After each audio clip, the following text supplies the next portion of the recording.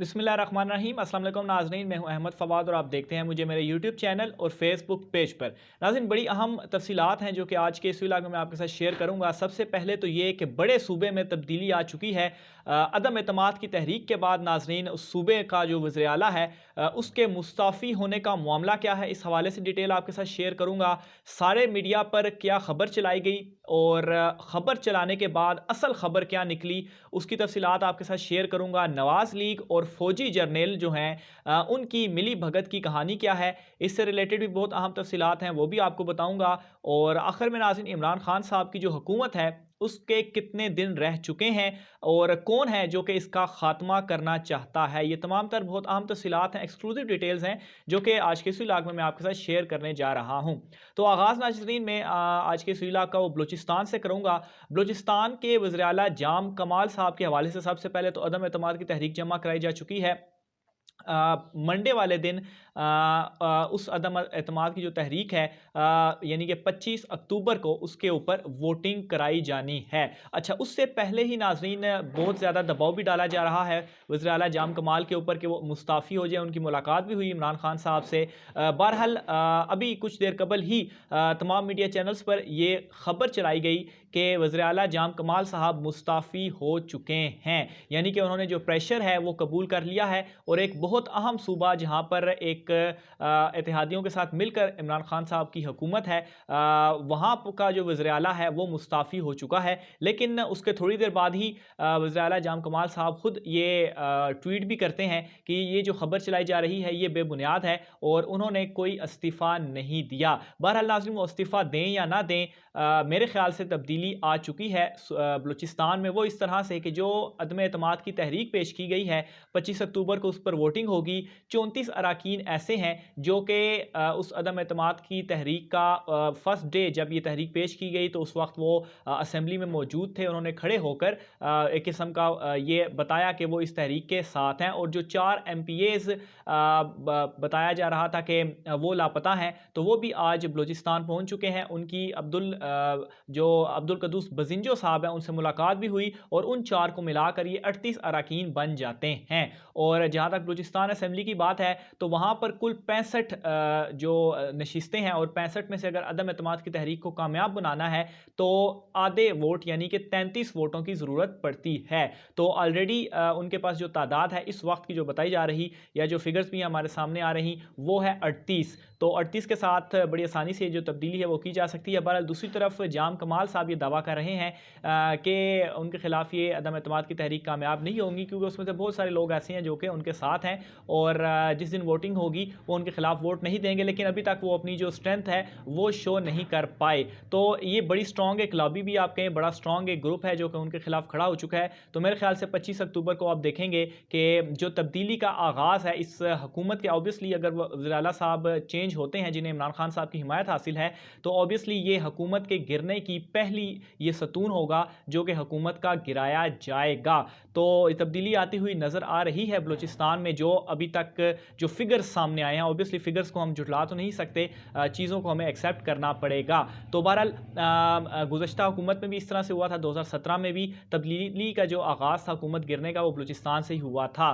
तो ये खैर अपनी ही जमात है जो कि अपनी ही जमात के अहम रुकन के सामने खड़ी हुई है और जाम कमाल साहब के खिलाफ ये जो अदम एतमाद की तहरीक है वो कामयाब होती हुई नज़र आ रही है अगर फिगर्स को देखा जाए। मज़ीद 25 अक्टूबर को पता चलेगा कि इसमें मज़ीद क्या पेशरफ्त होती है। दूसरे नंबर पर नाज़रीन जो मैंने अपने थंबनेल में भी इस्तेमाल किया, नवाज लीग और फौजी जर्नैलों की मिली भगत। अब यहाँ पर नाज़रीन मैं आपके सामने एक बयान रखूँगा रऊफ़ क्लासरा साहब का, या एक उनका ओपिनियन था जो भी था। उन्होंने एक प्रोग्राम में बैठ कर ये कहा कि ख़ास तौर पर जब ये DGI वाला मामला चल रहा था कि समरी नहीं जा रही थी या अप्रूवल इमरान खान साहब नहीं दे रहे थे, तो वहाँ पर उन्होंने अपना तबसरा करते हुए कहा कि पिंडी वालों ने इमरान खान साहब को छोटी छोटी तमाम तर चीज़ों में उनकी मदद की, यहाँ तक कि जो बलूचिस्तान में हुकूमत बनाएगी उसमें भी उनका किरदार था। तो यहाँ पर नाज़रीन अगर उनकी बात ये दुरुस्त है तो यहाँ पर काबिल गौर बात यह है कि अगर बलूचिस्तान असम्बली बनाने में, वहाँ पर इमरान खान साहब की हुकूमत बनाने में अगर पिंडी वालों का हाथ था, तो अब अगर वहाँ पर हुकूमत गिर रही है, वज़ीर आला जो है वो हटाया जा रहा है, तो इसमें हटाने के पीछे भी ऑब्वियसली फिर पिंडी वालों का ही हाथ हो सकता है। ऑब्वियसली अगर उन्होंने हुकूमत बनाई है तो ऐसा कैसे हो सकता है कि अगर हुकूमत तब्दील हो रही है तो इसमें उनका किरदार ना हो। और ऑब्वियसली अगर कुछ इन दिनों में जो तमाम तर मामलात हो रहे हैं, जो तमाम तर चीज़ें सामने आ रही हैं, एक तो जो DGISI वाला मामला है, अभी तक उसके ऊपर नोटिफिकेशन नहीं किया जा रहा, और जो ख़बरें भी गर्दिश की कि जो एक पेज था वो फट चुका है, और DGISI जनरल फैज़ हमीद साहब जो हैं उनको बरकरार रखा जा रहा है, और नए DGISI जिनकी अनाउंसमेंट भी हो गई ISPR की जानिब से, उनको तैनाती का नोटिफिकेशन नहीं जारी किया जा रहा, जिसकी वजह से हुकूमत और मिलिट्री जो ताल्लुकात हैं वो काफ़ी ज़्यादा ख़राब हैं। और हो सकता है कि ये ताल्लुकात की जो ख़राबी है ये इसका एंड इस तरह से हो कि इस हुकूमत का ख़ात्मा, और ऑब्वियसली फिर उसके बाद जो PDM की तहरीक एक शुरू हो गई एन वक्त के ऊपर। नाज़रीन, टाइमिंग इसमें बहुत ज़्यादा इंपॉर्टेंट है, ना सिर्फ PDM की तहरीक बल्कि जो TLP का ये धरना है। और अभी अगर आप तमाम नाज़रीन को TLP के धरने के हवाले से मालूमात मिल ही चुकी हैं कि किस तरह से वो फैज़ाबाद की तरफ मार्च कर रहे हैं, और दोनों तरफ पुलिस एहलकारों की भी शहादतें हुई, और कुछ इतलात ऐसे भी आई कि TLP के जो लोग हैं उनकी भी शहादतें हुई, और बल्कि ये भी तबसरे किए जा रहे हैं कि ये दूसरा सानहा मॉडल टाउन होगा अगर उनको ज़बरदस्ती रोका गया, उन्हें ना आने दिया। और ऑब्वियसली हुकूमत ये कह चुकी है कि रियासत की रिट को चैलेंज नहीं किया जा सकता, और वो आएंगे और उनको रोका जाएगा और बाई फोर्स रोका जाएगा, और जो मुतालबात थे वो भी अभी तक उनके नहीं माने जा रहे, मुज़ाकरात नाकाम हो रहे हैं। तो ये तमाम तर चीज़ें नाज़रीन ऑब्वियसली इस तरफ इशारा है कि शायद ये हुकूमत की एंडिंग है।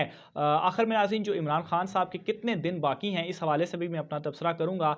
तो मेरे नज़दीक नाज़रीन फरवरी और मार्च का जो महीने हैं, यानी कि आप समझ लें कि ये जो आइंदा आने वाले 2 से 3 माह हैं, ये बहुत ज़्यादा इंपॉर्टेंट होने जा रहे हैं इस हुकूमत के लिए। और इन 2 से 3 माह के अंदर अपोजिशन भी और तमाम तर जो साजिशी किरदार हैं वो इस बात का पूरा जोर लगाएंगे कि किसी तरह से इमरान खान साहब की हुकूमत को गिराया जाए। हत्ता कि जैसा कि मैंने आपको बताया भी कि किस तरह से नवाज लीग ने थूका हुआ भी अपना चाटा, कि पहले तो सिविल बालदस्ती की बात करते रहे, लेकिन जब ये मामला सामने आया कि इमरान खान साहब स्टैंड ले रहे हैं वज़ीर आज़म के इस्तेहकाक के ऊपर, तो फ़ौरन से उन्होंने अपना यू टर्न लिया और वो दोबारा से एस्टेब्लिशमेंट की गोद में जाकर बैठ गए। तो ये जो तमाम तर साजिशी किरदार, इनकी जो टाइमिंग है, ख़ास तौर के ऊपर ये जो 2-3 माह हैं, इनमें बहुत अहम तबादले होने वाले हैं, यानी कि फ़ौज के अंदर भी कुछ अहम तबादले किए जाएंगे। और इसके अलावा जो DGISI वाला मामला है ये भी अभी तक पेंडिंग है, अभी तक नोटिफिकेशन जारी नहीं हो रहा। अभी जो नई इतलात आ रही हैं उसके मुताबिक 27 तारीख दी गई है, यानी कि मंगल वाला दिन ग़ालिबन इमरान खान साहब जो है वो सऊदीया के दौरे से वापस आएंगे, तो उस दिन शायद ये जो नोटिफिकेशन है वो जारी किया जाएगा। बहरहाल मुलाकातें भी हो चुकी हैं, जो नए DGISI जो 3 नाम गए थे, जिनमें अंजुम नदीम साहब का भी नाम है, उन तीनों की इमरान खान साहब से मुलाकात भी हो चुकी है। बहरहाल इस वक्त इमरान खान साहब सऊदीया के दौरे पर हैं, और जनरल फैज़ हमीद DGISI जो हैं वो भी उनके साथ सऊदीया के दौरे पर मौजूद हैं। तो ऑब्वियसली अभी तो कुछ नहीं हो सकता, दौरे से वापसी पर ही तमाम तर जो मामलात हैं वो होंगे। बहरहाल ये जो तमाम इवेंट्स हैं, और इन तमाम तर इवेंट्स के होते हुए बड़े सूबे में जो तब्दीली है,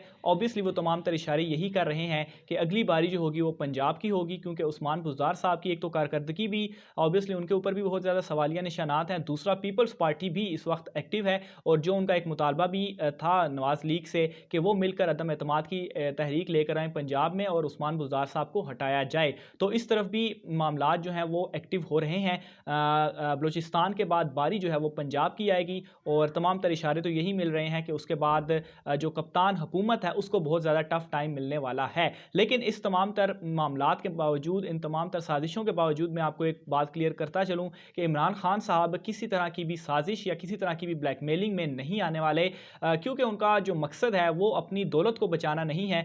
नीयत उनकी साफ़ है और उनके पास खोने के लिए कुछ नहीं है। वो पहले ही ये कह चुके हैं कि अगर हुकूमत उनकी जाती है तो बेशक चली जाए। जो उनका मंशूर था, जो उनका नारा था, जो उनका वादा था, जो कि वो आवाम से कर कर तो इक़्तिदार में आए थे, वो उस वादे से नहीं हटेंगे। और अगर उन्हें अपोजिशन में भी बैठना पड़ा तो वो अपोजिशन में बैठेंगे और अपना जो वादा है वो उसके ऊपर ही चलेंगे। बहरहाल खान साहब ब्लैकमेल नहीं होने वाले, और ये तमाम लोगों को ये मालूम है, दूसरी साइड पर भी लोगों को मालूम है। इसलिए इमरान खान साहब की हुकूमत को गिराना इतना आसान नहीं होगा जिस तरह से माजी में हुकूमतों को गिराया गया, चाहे नवाज शरीफ की 2/3 की अक्सरियत के साथ हुकूमत क्यों ना हो। तो इस मरतबा इतना इतना आसान नहीं होगा, और मेरा नहीं ख्याल कि साजिशी किरदार अपने इस साजिश में कामयाब हो पाएंगे कि वो इमरान खान साहब की हुकूमत को गिरा सकें। बहरहाल आने वाले दिनों में क्या अपडेट्स होती हैं, तजिया आपकी खिदमत में हम पेश करते रहेंगे। आज के व्लॉग से इतना ही। आपने अपनी राय का इजहार, ये जो तमाम तर सूरत हाल मैंने आपके सामने रखी है, कमेंट बॉक्स में लाजमी लिखिएगा। मुझे इजाज़त दीजिए नाज़रीन, अल्लाह हाफिज़।